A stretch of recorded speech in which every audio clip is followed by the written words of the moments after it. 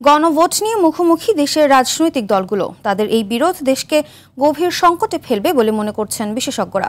পরিস্থিতির সংঘাতময় হওয়ার পাশাপাশি জাতীয় নির্বাচন ভেস্তে যাওয়ার শঙ্কা তাদের। সেই সাথে সেনা অভ্যুত্থানের আশঙ্কা করছেন তারা। একে অপরের প্রতি আস্থার ঘাটতি এবং দলীয় স্বার্থকে বড় করে দেখায় পরিস্থিতি প্রতিনিয়ত জটিল হচ্ছে বলে মনে করেন তারা। রুদ্র রফিকের রিপোর্ট। জুলাই সনদ বাস্তবায়নে সরকারের কাছে গণভোটের সুপারিশ দিয়েছে ঐক্যমত্য কমিশন। এতে বলা হয়েছে গণভোটের মাধ্যমে যেন পরবর্তী সংসদ ২৭০ দিনের মধ্যে সংবিধান সংস্কার করে। তবে গণভোটের দিনক্ষণ ঠিক করবে সরকার।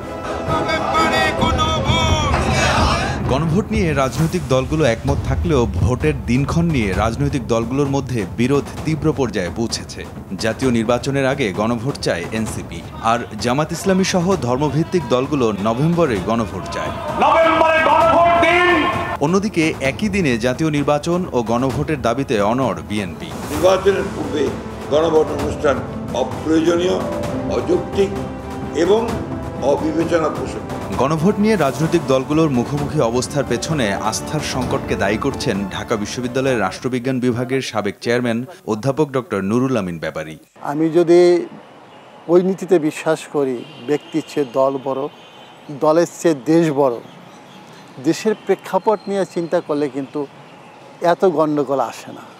কিন্তু আমার মনে হয় এখানে দলীয় স্বার্থটা বড় করে দেখা হচ্ছে।